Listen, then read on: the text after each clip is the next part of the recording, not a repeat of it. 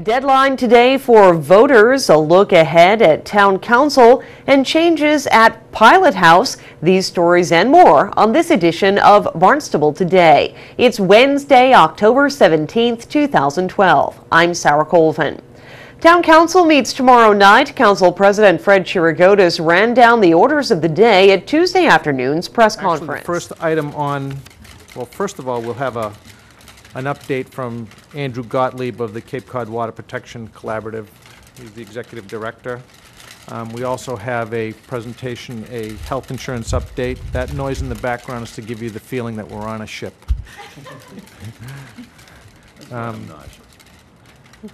So if you see me listing to port, just pretend.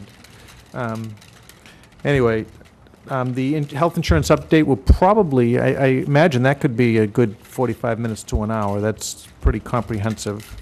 Once we get to the orders of the day, the first item, if I'm not mistaken, 2013-001 will be postponed until November the 15th as some people can't be present here that day, and they would like to be here. We'll move on to a conservation restriction, two conservation restrictions with regard to property at the Orenda Wildlife Trust, one in West Barnstable and one in Centerville.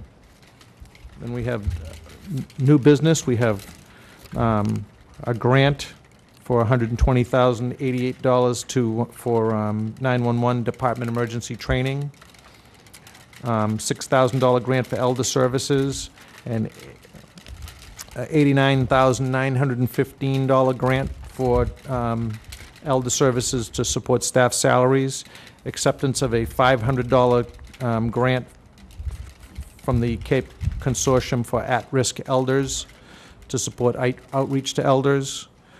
Then we have 031, 32, and 33, which are will be first readings.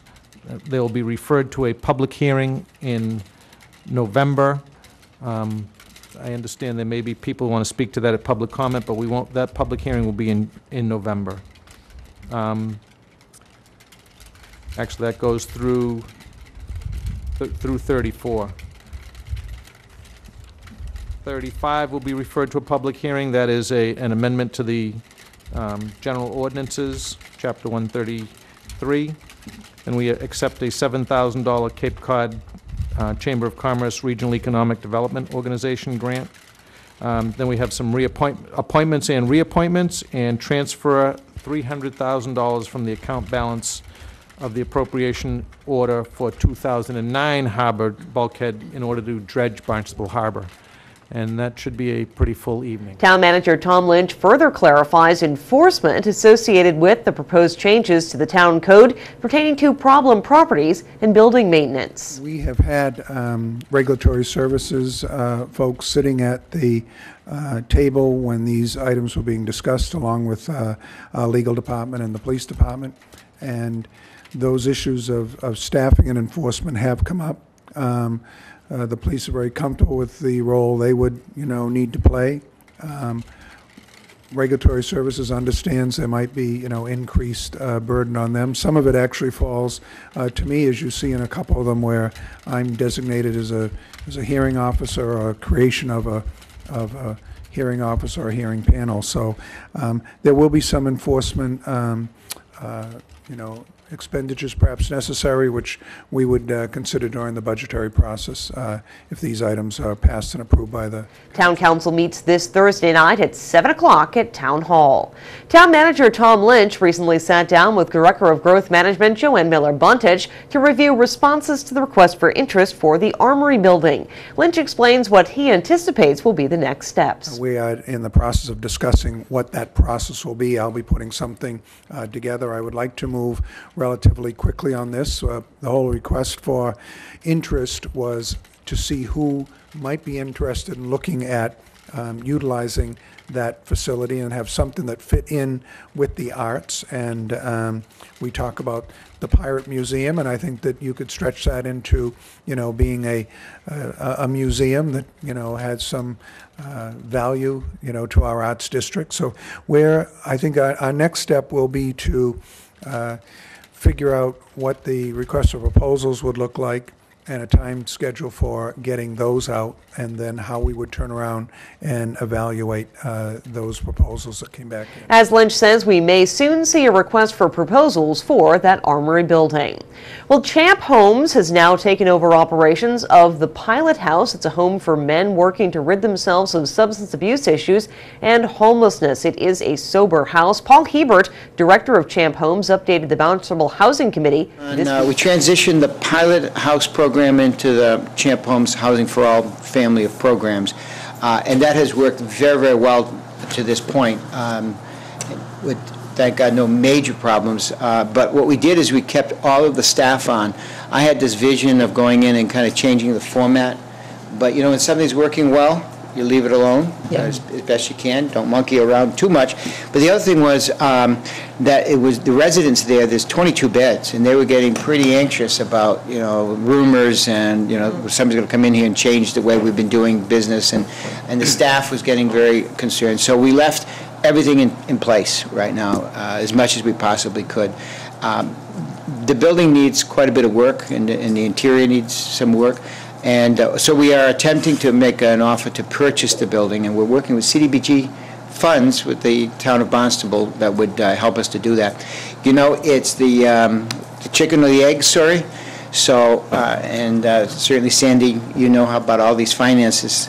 And so you can't do a capital campaign until you know exactly where you're going to be going.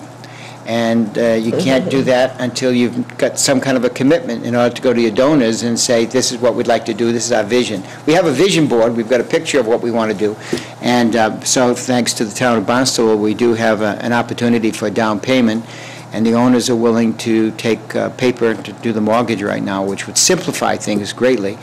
So we are within striking distance of making an agreement. Everybody's in agreement that that's the best place to keep the Pilot House, and to move it someplace else in the community would not be to anybody's benefit. It's accustomed to being there, and it works well there, so we would like to leave it there. So we're very, very excited that very, very soon we're going to be able to go in there and make some changes and make some improvements. Hebert says he's looking toward the future in terms of helping those with substance abuse issues. The story will go on, because you just can't take a program like that. What we're learning within the state level, with everybody that I'm talking with, is that if you put someone through a program, you help somebody to get into sobriety, but you put them back in the very same environment for which they may have come, which could be either homelessness, living in the woods, wherever it is, doesn't make any difference. They're going to relapse very, very quickly, because it just there's nothing to support them. So the other part is that we're looking at, for the most part, very small homes that would be called drug and alcohol-free workforce housing units.